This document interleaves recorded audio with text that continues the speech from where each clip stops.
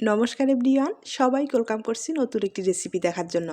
আশা করি আপনারা সবাই ভালো আছেন এবং সুস্থ আছেন।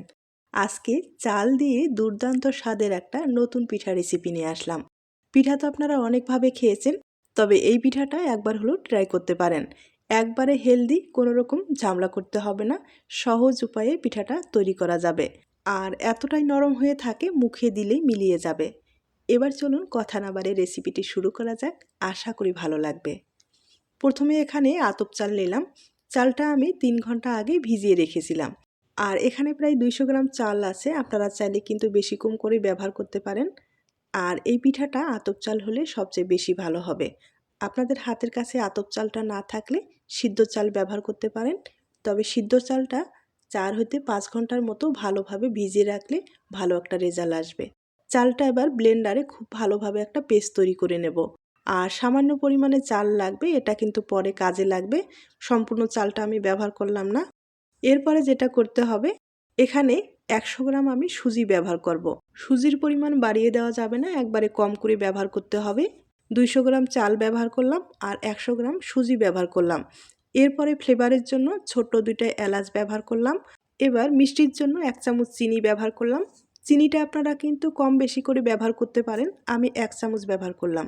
এবার সামান্য পরিমাণে একটু জল অ্যাড করে দিয়ে খুব ভালোভাবে ব্লেন্ড করে নিতে হবে।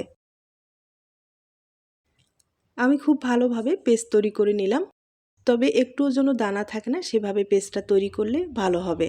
আর এখন একটা পাত্রে আমি ঢেলে নিব। তবে অনেক যদি দানা রয়ে যায়, সেক্ষেত্রে আপনারা কিন্তু চেলে ব্যবহার করতে পারেন।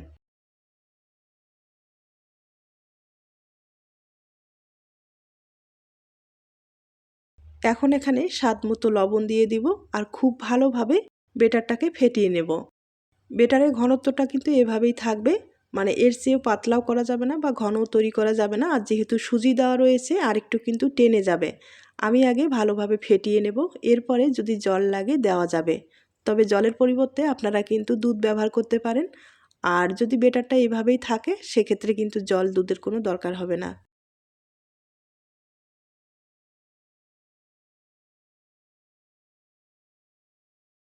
কিছুক্ষণ বেটারটা আমি ভালোভাবে ফেটিয়ে নিলাম। এবার আপনাদের ঘনত্বটা দেখিয়ে দিচ্ছি। বেটারের ঘনত্বটা এভাবেই থাকবে, এর চেয়ে পাতলাও করা যাবে না বা ঘনও তৈরি করা যাবে না।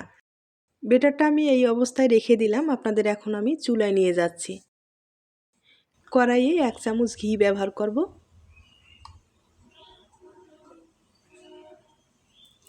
এবার ঘিটাকে ভালোভাবে গরম করে নিতে হবে। আর চুলার হিটটা এ পর্যায়ে কম আছে। পরিপূর্ণভাবে যখন গরম হয়ে আসবে, এ পর্যায়ে এখানে আমি কিছুটা নারকেল দিয়ে দিব।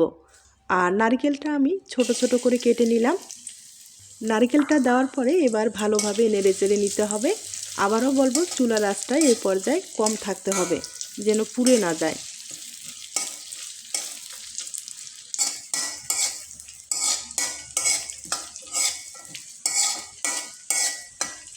কিছুক্ষণ এভাবে ঘিয়ে আমি নারকেলটা ভেজে নিলাম। এরপরে হাফ চামচ এখানে আমি আস্ত জিরা দিয়ে দিলাম, তাহলে ফ্লেভারটা খুব ভালো আসবে। আর এগুলো কিন্তু যে বেটারটা আমি তৈরি করলাম, সেই বেটারে দিয়ে দিতে হবে। এভাবে ব্যবহার করলেই পিঠার স্বাদ কাকে বলে একবার খেয়ে দেখবেন। আমার এটা মুখের কথা না, আপনারা কিন্তু অবশ্যই এই পদ্ধতিতে ট্রাই করে দেখবেন। আমি বেটারে দিয়ে দিলাম, এবার কিন্তু খুব ভালোভাবে নেড়েচেড়ে নিতে হবে। এখন আমি সব কিছু উপকরণ খুব ভালোভাবে মিশিয়ে নেব।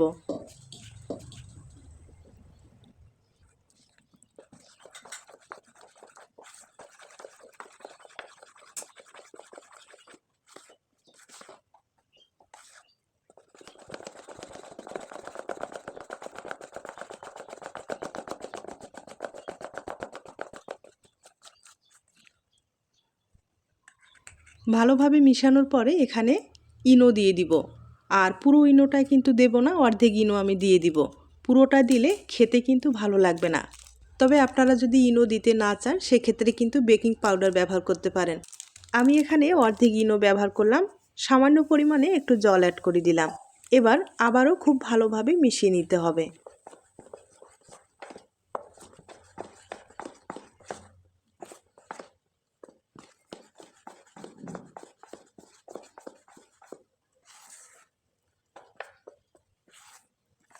বেটারটা আমি পুরোপুরি রেডি করে নিলাম আর ঘনত্বটা এইভাবেই থাকবে, হয়তোবা আপনারা দেখে বুঝতে পেরেছেন। এবার বেটারটা এক সাইডে রেখে দিব। আর শুরুতেই যে চালের পেস্টটা আমি তৈরি করলাম সেখান থেকে কিছুটা চাল আমি আলাদাভাবে রেখেছিলাম, আর এই চালটা এখন লাগবে। আর এটাতে সামান্য পরিমাণে ফুড কালার ব্যবহার করব পিঠাটা দেখার সৌন্দর্যে। আপনারা চাইলে কিন্তু স্কিপ করতে পারেন, তবে দেখতে অপূর্ব হয়, আপনারা চাইলে ট্রাই করতে পারেন। আমি এখানে 3টা কালার ব্যবহার করব। আর হ্যাঁ, কালার দিলেই শুধু হবে না, এই কালারটা কিন্তু পুরোপুরি শুকাতে হবে।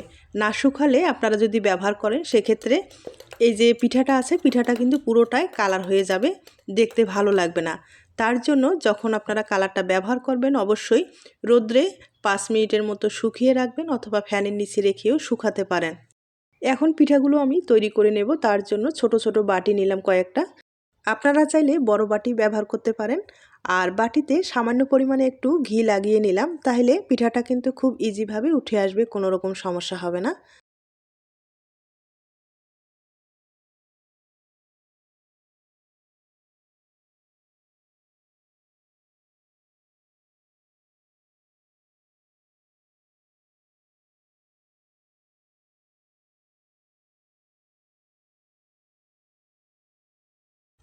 সব বাটিগুলোতে খুব ভালোভাবে লাগিয়ে নিলাম। আর যে ফুড কালারগুলো আমি ব্যবহার করলাম এগুলো কিন্তু ভালোভাবে আমি ফ্যানের নিচে রেখে শুকিয়ে নিলাম। না শুকালে আমি আবারও বলছি পুরো পিঠাটা কালার হয়ে যাবে, দেখতে কিন্তু ভালো লাগবে না। তার জন্য অবশ্যই আপনারা ব্যবহার করলে এই চালগুলো শুকাতে হবে। শুকানোর পরে যখন কালারটা পুরোপুরি শুকিয়ে যাবে এরপরে কিন্তু ব্যবহার করতে হবে। আর ব্যবহার করলে দেখতে কিন্তু অপূর্ব লাগবে। তবে পরিমাণে যদি আপনারা বেশি ব্যবহার করতে চান সেক্ষেত্রে পিঠাটা দেখতেও অত ভালো লাগবে না। সামান্য পরিমাণে 10 হইতে 12টা মতো এভাবে চাল কিন্তু ব্যবহার করতে পারেন। আর এগুলো যেহেতু আতপ চাল, ভিজানোর পরে অনেকটাই ভেঙে গেছে, তবে সমস্যা নেই, ভাঙাগুলোই কিন্তু আমি ব্যবহার করলাম। আর এখন তার উপরে বেটারটা আমি দিয়ে দিব। তবে এগুলো কিন্তু অনেকটাই ফুলে যাবে, পুরোপুরি যে একবারে ভর্তি করা সেটা দরকার হবে না।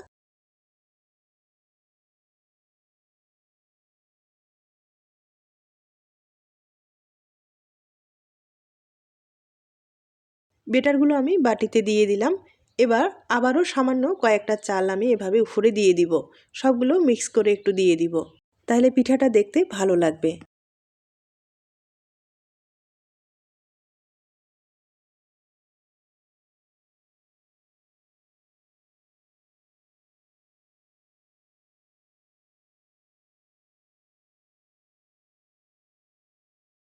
বাটিগুলো আমি রেডি করে নিলাম। একটা কাছ থেকে আপনাদের দেখিয়ে দিচ্ছি, দেখতে পাচ্ছেন কতটা সুন্দর হয়েছে। আর এগুলো কিন্তু এখন ভাপিয়ে নিতে হবে। আপনাদের আমি চুলায় নিয়ে যাচ্ছি। চুলায় আগে থেকেই জল বসিয়েছি, জলটাও কিন্তু ভালোভাবে বলক এসেছে।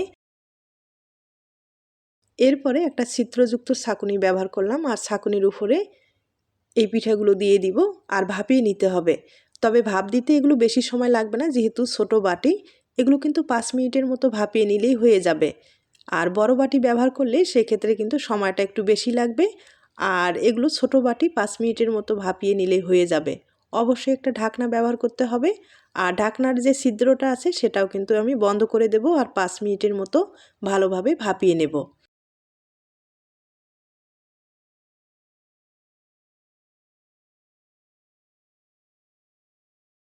আমি 5 মিনিটের মতো ভালোভাবে ভাপিয়ে নিলাম। এবার ঢাকনা খুলে আপনাদের দেখিয়ে দিচ্ছি। আর প্রত্যেকটা পিঠাই কিন্তু ফুলে গেছে, আপনারা হয়তোবা দেখে বুঝতে পেরেছেন। প্রত্যেকটা কিন্তু ফেটেও গেছে। আর এগুলো কিন্তু একটা কাঠি দিয়ে এখন চেক করে দেখব ভিতরটা হয়েছে কিনা। তবে আমার মনে হয় ভিতরটা কিন্তু হয়ে গেছে। আমি কাঠি দিয়ে চেক করে নিলাম। কাঠিটা কিন্তু পুরোটাই ক্লিন এসেছে, তার মানে ভিতরটা সহ হয়ে গেছে। আর এখন আপনাদের পরিবেশন করে দেখিয়ে দিচ্ছি। আর আমার যেহেতু কয়েকটা বাটি এখনও কিন্তু অনেকগুলো তৈরি করার বাকি রয়েছে। এই পিঠাগুলো বাটি থেকে আলাদা করার পরে এই বাটিতে কিন্তু আবারও ওই বেটার দিয়ে পিঠাগুলো তৈরি করে নেব। আর বাটি থেকে খুব আলতোভাবে কিন্তু আলাদা হয়ে যাচ্ছে, দেখতে পারছেন। তবে পিঠাটা অনেক গরম রয়েছে এখনও। আর ভিতরটাও কিন্তু কতটা সুন্দর এসেছে। চালটা যে ব্যবহার করলাম না, চালটা ভালোভাবে সিদ্ধ হয়েছে, দেখতে পারছেন। তবে চাল ব্যবহার করলে চালটা কিন্তু আগে থেকে ভিজিয়ে রাখলে আর পিঠার সাথে চালটাও ভালোভাবে সিদ্ধ হয়ে যাবে, তাহলে আর কোনো রকম সমস্যা হবে না। দেখতেই পারছেন পিঠাগুলো দেখতে কতটা সুন্দর হয়েছে, একবারে লোভনীয় কিন্তু হয়েছে। তাছাড়া একবারে হেলদি একটা পিঠা, আপনারা কিন্তু সহজ পদ্ধতিতে এই পিঠাটা তৈরি করে নিতে পারেন। একবারে ঝামেলা ছাড়া এই পিঠাটা তৈরি করা যায়, দেখতেই পারলেন। সামান্য একটু চাল আর হাতের কাছে আমার মনে হয় সুজি তো থাকেই, সুজি সামান্য পরিমাণে দিলে পিঠাটা কিন্তু সফট হয় আর খেতেও ভালো লাগে। এই পিঠাটা বাচ্চারা খেতে ভীষণ পছন্দ করবে। তাছাড়া হঠাৎ কোনো অতিথি আপ্যায়নে ঝটপট এই পিঠাটা আপনারা তৈরি করে দিতে পারেন। আর আপনার অতিথি কিন্তু একবার খেলে আপনার প্রশংসা না করে পারবে না। তাই অবশ্যই বাড়িতে এই পদ্ধতিতে একবার তৈরি করে দেখুন, আপনার ফ্যামিলি এবং আপনার নিজের কাছেও অনেক ভালো লাগবে। এই সহজ সরল পিঠা রেসিপিটি আপনাদের কাছে যদি ভালো লেগে থাকে বা আপনার কোনো উপকারে আসতে পারে, তাহলে কিন্তু একটা লাইক দিতে পারেন। তাছাড়া নতুন ধরনের পিঠা রেসিপি খুঁজলে আমার চ্যানেলে কিন্তু অনেক ধরনের পিঠা রেসিপি দেওয়া আছে, আপনারা চাইলে একবার হলো চ্যানেলটি ভিজিট করতে পারেন। আর আমি কিন্তু একইভাবে অনেকগুলো পিঠা তৈরি করে নিলাম, একবার দেখিয়ে দিচ্ছি। দেখতেই পারছেন আমার কিন্তু অনেকগুলো পিঠা হয়েছে। আর এই পিঠাগুলো এখনও অনেকটা গরম রয়েছে। আমি এখন আপনাদের একটা ভেঙে দেখিয়ে দিচ্ছি। তবে আবারও রিকোয়েস্ট থাকবে, যদি রেসিপিটি ভালো লেগে থাকে বাড়িতে একবার হলো ট্রাই করে দেখবেন। আর দেখে হয়তো বা বুঝতেই পেরেছেন পিঠাটা কতটা সফট হয়েছে। তাইলে আজ এ পর্যন্ত, নতুন কোনো রেসিপির সাথে আবার দেখা হবে। নতুন রেসিপির জন্য সবাইকে আমন্ত্রণ রইল। সবাই ভালো থাকবেন, সুস্থ থাকবেন এবং নিরাপদে থাকবেন। নমস্কার।